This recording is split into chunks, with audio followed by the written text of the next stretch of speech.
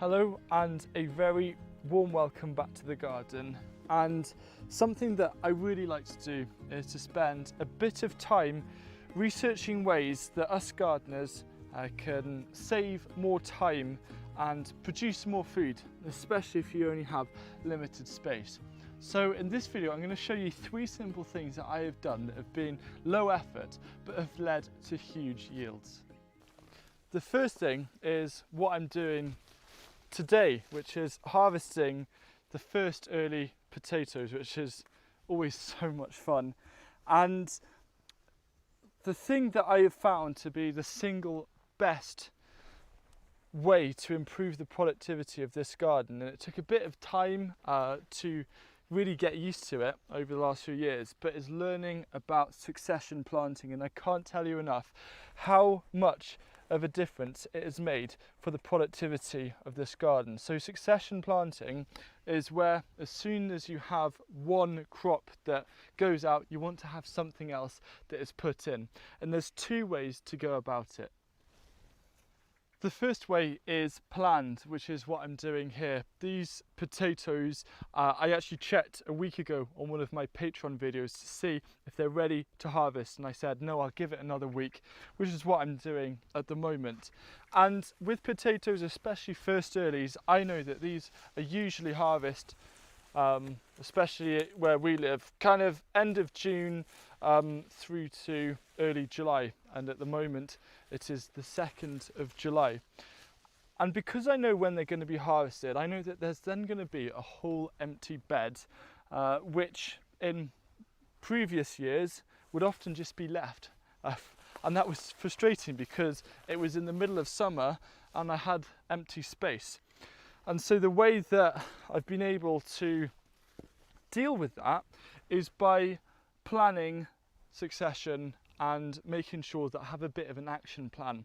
So what is actually going to go straight after I've harvested these potatoes is I'm going to be transplanting leeks, and I'm just going to quickly show you how those are looking so you can get an idea of how as soon as one thing comes out, another is going to go in.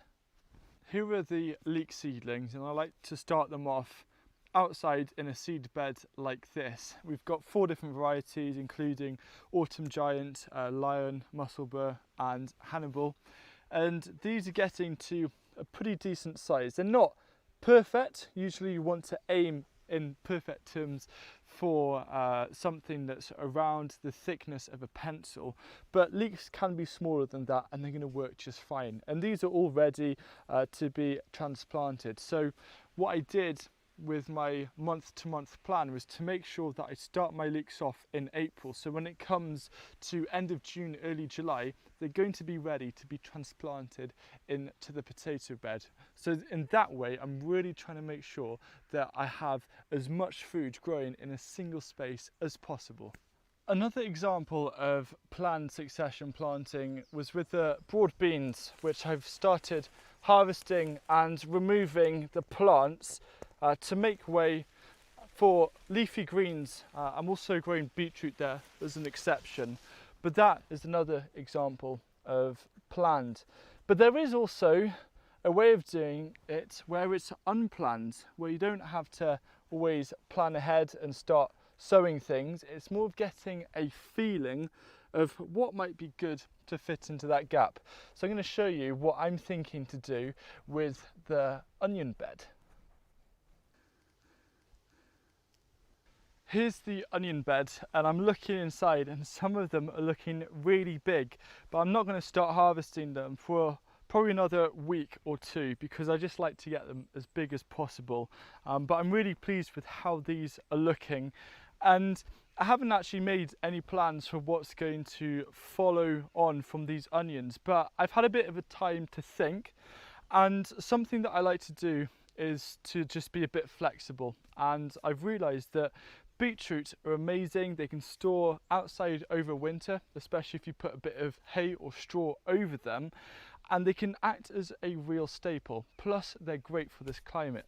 So what I've done is I've started multi-sown using the Charles Dowding method, multi-sown beetroot in modules, and they're just beginning to come through now. So when it comes to the big onion harvest, I can then put some beetroot in.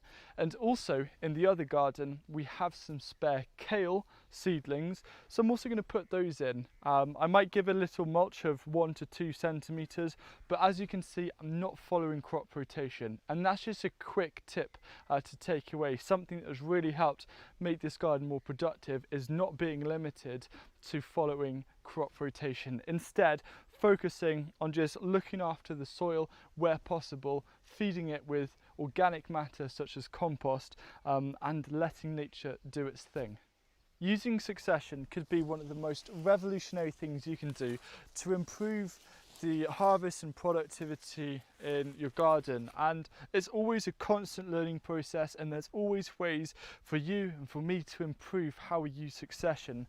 The top tip I'll give you is that having undercover growing to start off seedlings such as beetroot to replace the onions is a huge help, and to also watch a video that I've made all about succession planting so you can find out a little bit more.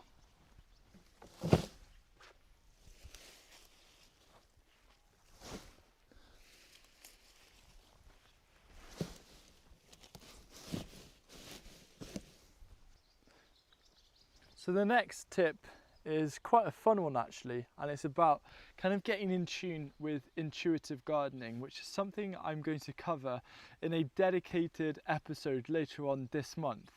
And very often, no matter how hard we try and make a really good solid garden plan, gaps emerge, and I'm going to show you an example of where that has happened and how I now approach things like that.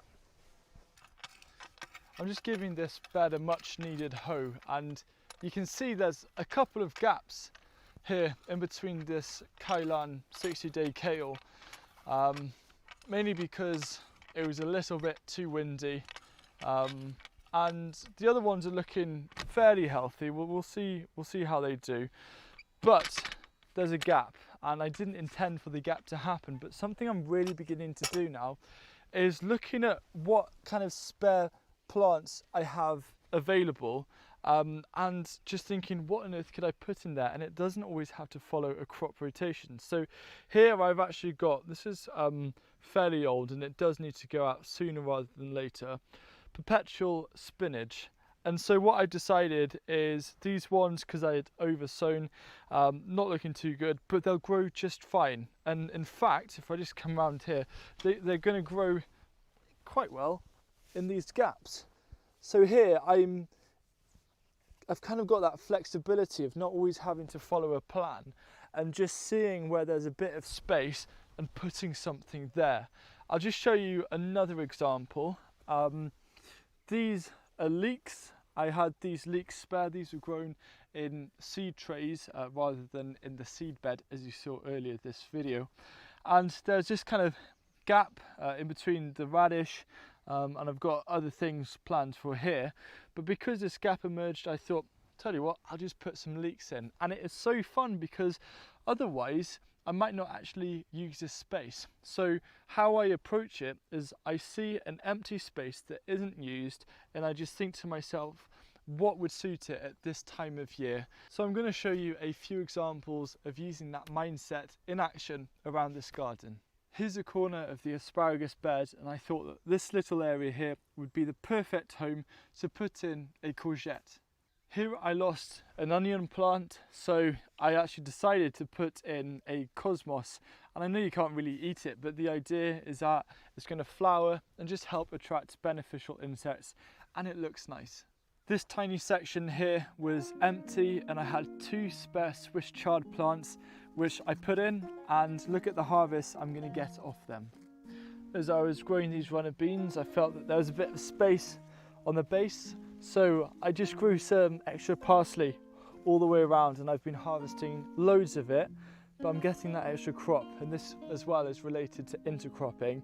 And then another example is, saw this kind of spare bit here, and I thought this would be ideal to put in a row of turnips.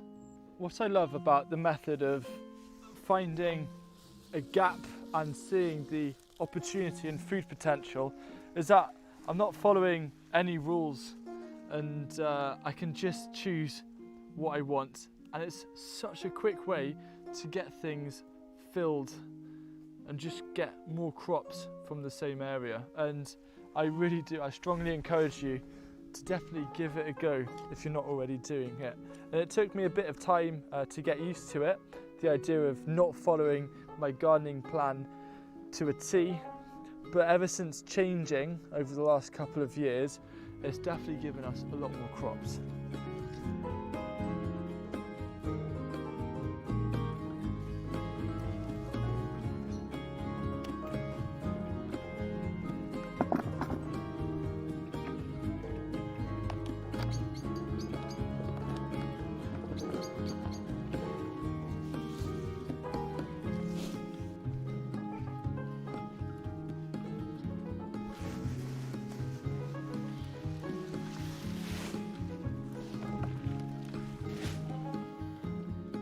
Now I've saved the best till last for this tip. So what is the third simple way to get loads more food from your garden?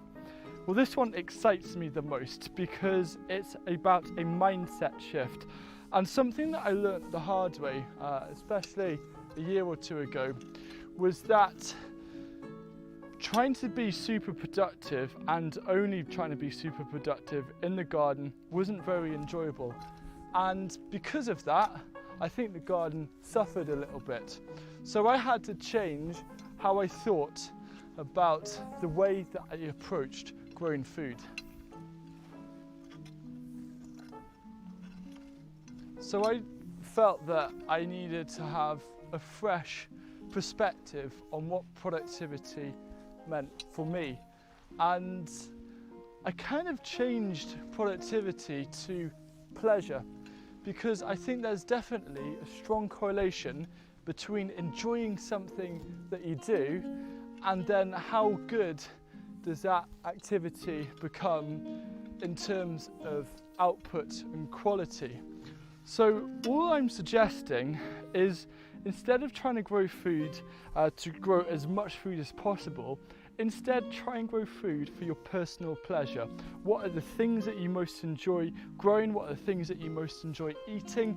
Don't worry about having to kind of fill in the hungry gap or what things are best to store. Instead, just focus on what gives you the most joy and pleasure. So what's so good about gardening for pleasure instead of productivity, especially when it comes to growing food? Well, the first aspect is the motivational aspect. If you have a garden that's designed around pleasure and joy and fun, then you're going to want to go up to the garden and enjoy the whole process. Because sometimes, as I have experienced myself before in the past, if I just put too much pressure on trying to grow lots of food rather than anything else, sometimes I don't want to go up to the garden. And that was a really sad moment. That was also quite an eye-opener. The other thing as well is that part of gardening, and quite a big part of gardening, is that you will encounter failures. In fact, you'll encounter failures every single growing season. That's just part of it. But it's by understanding that if you grow food in a way that you enjoy it in the whole process, and for example the peas here, you really enjoy planting them using the rain gutter, then you make the bamboo structure and you see them growing up, and perhaps the pea crop fails for some reason or it gets blown over, all is not lost because you've enjoyed the whole process. Rather than if it was just in terms of productivity when it comes to food, you'll feel very deflated, and it's understandable, of course. But instead, if you just frame it in a different way, again in terms of pleasure rather than productivity, what you're going to find, and quite suddenly, is how much more food you get from the garden out of that, because suddenly it's enjoyable, you don't have any pressure on yourself, and without that pressure you have a moment or time or chances to make rational decisions or intuitive decisions that end up making a really positive impact.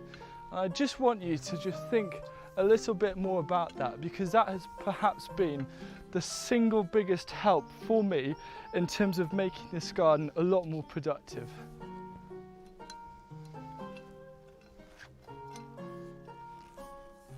And what I actually found was that there is a way where you can balance having a lot of fun in the garden with producing lots of delicious and healthy food.